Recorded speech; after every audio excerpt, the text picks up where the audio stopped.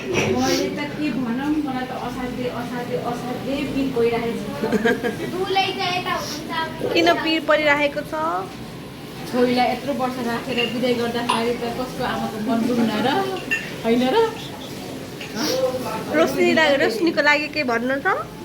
रोशनीलाई उसको जिन्दगी खुसियाली रहोस् र राम्रो होस्, सधैँभरि मैले उसलाई आशीर्वाद दिन पाऊँ, भगवान्ले उसलाई सधैँभरि साथ दियोस्, रक्षा गर्नु उसलाई, यही मेरो शुभकामना छ मेरो छोरीको। धन्यवाद। रोशनीको ठुली आमाको जेठो छोरी रोशनीको बारेमा के भन्नु छ? रोशनीलाई नयाँ जीवनको बारेमा सुखी शान्ति रहोस् तर होइन, हाम्रोलाई सुखी शान्ति रह्यो, हामीलाई यति नै छ। उसको जिन्दगी कहिले दुःख हुने न। रोशनीको लागि केही विशेष टिप्पणी? सधैँभरि हाँसी खुसी बसुन्, रुन चाहिँ नपरोस् छोरीलाई, सुख होस्, सधैँभरि सुख भएर बसोस्, हाँसी खुसी। बाउ आमा पाले पनि नपाले पनि मेरो छोरी सुखी छ भनेर बसोस् कि त्यति हो। धन्यवाद। आँसु चाहिँ देख्न नपरोस्। ल दिदीलाई के भन्नु छ रोशनीको लागि? सुखी होस्, नयाँ नहोस्, आजी रुँदै हिँड्न नपरोस्। सबैभन्दा सुखी होस्, सबैभन्दा राम्रो होस्, अहिले जस्तो बुढाबुढी होस्,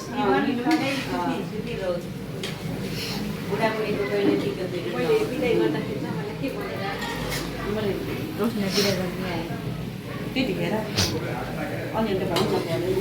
अहिलेसम्म त भनेको छैन, के भन्नु जस्तो अब जसरी के भन्यो, अब जस्तो गरेर उ गर्यो त्योलाई सधैँभरि सुख होस्। अब मन नलाई पनि अब होइन मेरो छोरीको गल्ती भए पनि माफ गरिदिएर होइन जिन्दगी अघि बढाउन सकुन् तिमीले, त्यही हो। गल्ती त एउटा त आमा छोरीमा पिटापिट पनि हुन्छ, लडाइँ पनि हुन्छ, जेल्न जाँदो हुन्छ नि।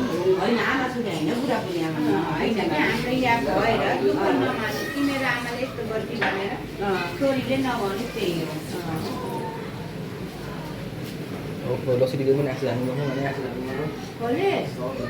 रोशनीको बिहा अब भोलि पर्सि, हजुरलाई के भन्नु छ रोशनीको लागि? पर्सि पर्सि रोशनी बिहा पर्सि हो होइन। जति पनि अब हाम्रो तिमीहरूको मेरो इष्टमित्रहरू साथीभाइहरू छ नि, सबलाई इन्भिटेसन छ है, सबैले आमन्त्रण छ। र आज हामीले मेन दिवस हुन्छ नि होइन, यो कल्चरलाई हामीले खासै कल्चरलाई यो इन्डियन कल्चर हो, तर फेरि के छ भने पनि हामीले यहाँ सबै परिवार जमघट भएर रमाइलो भएर गरिरहेको छौँ है, रमाइलो गरिरहेको छ। र पर्सि सम्पूर्णलाई मेरो तर्फबाट है सबैलाई निमन्त्रणा छ। रोशनीको लागि मात्रै के विशेष? रोशनीको लागि त अब उसलाई हामीले कन्यादान गरिरहेको छौँ रोशनीलाई होइन कि त्यसलाई कुनै एडभाइस एज अ एडभाइस त अब उसको आउने समयमा भविष्यहरू जस्तो प्रकारले उनको जीवनसाथी छ उसको राम्रोसँग बितोस्, अनि आउने समयहरूमा उसले चाहिँ राम्रो प्रगति गरोस्, यही हाम्रो शुभकामना आशीर्वाद छ है। ल सबैले भनाइ धन्यवाद। रोशनी तेरो दिदीको बिहा हुँदैछ, तँलाई दिदीको लागि के भन्नु छ? के भन्नु भन्न भन, के हुन्न भन्। ल तँबाट भन्नु। ल मेरो छेमाको बिहा हुँदैछ, मलाई यो दुःखी लाग्दैछ कि छेमाले मलाई होमवर्क सिकाइदिनुहुन्छ, यो सिकाइदिनु किनभने भनेर आउने मेरो हेल्प गर्ने हेल्प गर्थी। अब भन, अब जाँदैछि, नयाँ जीवन कस्तो होस्, विसेस होइन विसहरू भन्। दिदीको लागि के विस छ? दिदीको राम्रो जीवन होस्, अनि भिनाजु र दिदीको कहिले पनि झगडा नहोस्। अरू चाहिँ भिनाजुले सधैँ दिदीलाई दुःख परेको बेला साथ दिनुहोस्। अरू गल्ती काम गरेको बेला दिदीलाई बुझाउनुहुन्थ्यो। अनि सधैँ मेरो काममा साथ दिनुहुन्थ्यो। अरू विशेष छ त दिदीलाई? दिदी नहुँदा फेरि एक्लोको हुन्छ। दिदीको र भिनाजुको राम्रोसँग जीवन बितोस्। अनि रोशनीको बिहा हुँदैछ, के भन्नु छ रोशनीको लागि? रोशनीको लागि राम्रो होस्, फुलोस्, फलोस्, मनले बुझाएको पुगोस्, राम्रो देख्न पाऊँ सुख पाओस् त्यही हो भन्ने अब त्यो नि अरू केही अरू टिप्पणीहरू वैवाहिक जीवनमा कसरी बस्नुपर्छ केही राम्रो सुख पाएर बस्नु सुख पाउनु त्यही त के भन्नु अरू केही भन्नु मन लागेको छ कि नातिनीलाई म भन्नु त के मन लाग्छ के भन्ने भाव हुन्थ्यो राम्रो कुरा भन्नु कि नराम्रो त होइन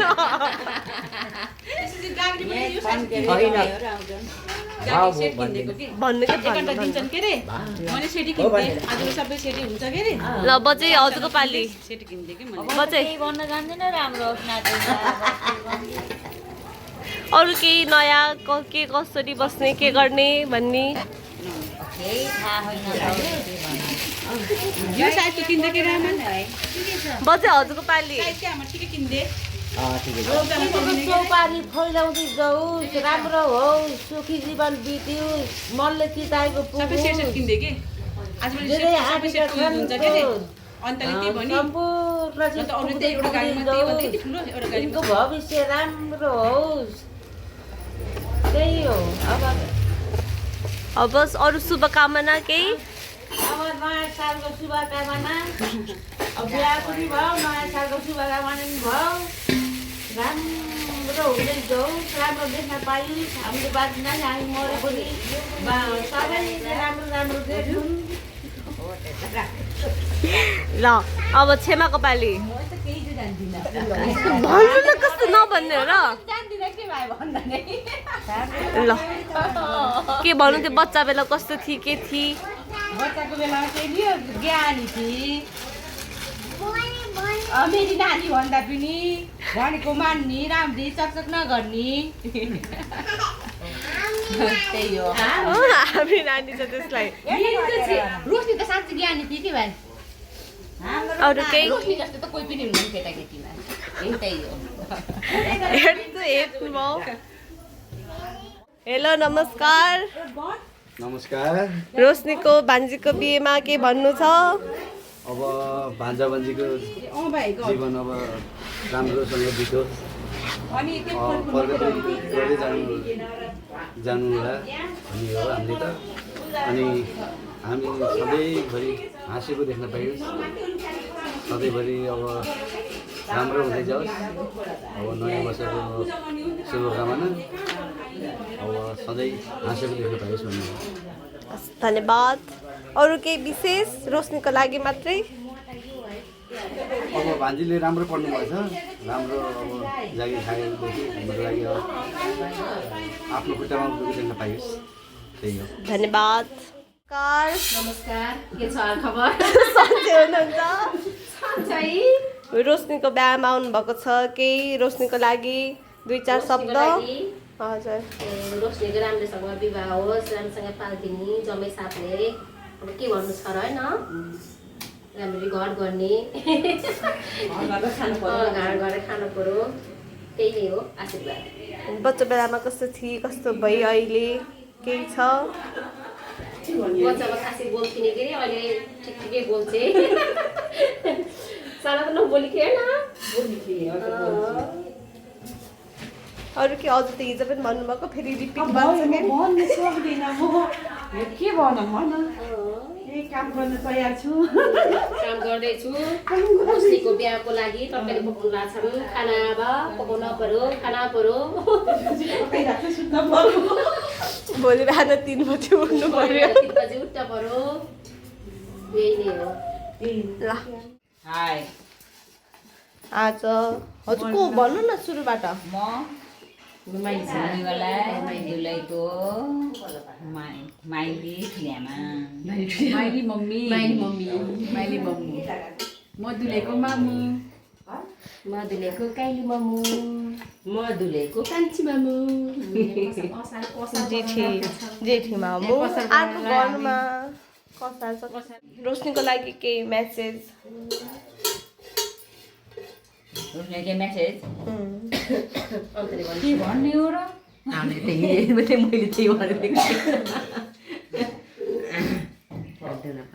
बुढाबुढीमा एकअर्कामा विश्वास हुनुपर्छ सबभन्दा ठुलो जीवन सुखमय होस् अरू केही भन्नु छैन तुलसीलाई क्या ल रोशनीको माइली दिदी रोशनीको बिहे पर्सि के भन्नु छ वैवाहिक जीवनको बारेमा गर्दैछ सबैलाई मिठो छ रोशनीको लागि के विशेष अन्त छेमालाई रोशनीको पर्सि 5 गते बिहे के भन्नु छ रोशनीको कान्छी दिदी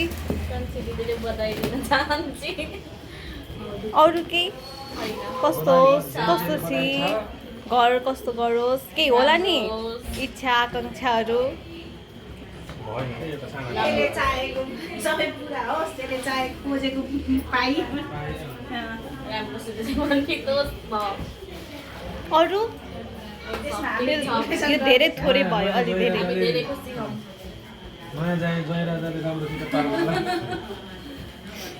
हजुर त पुरानो जयराजा हुनुभयो नयाँ जयराजाले के एडभाइस छ यो फ्यामिलीमा कस्तो छ के छ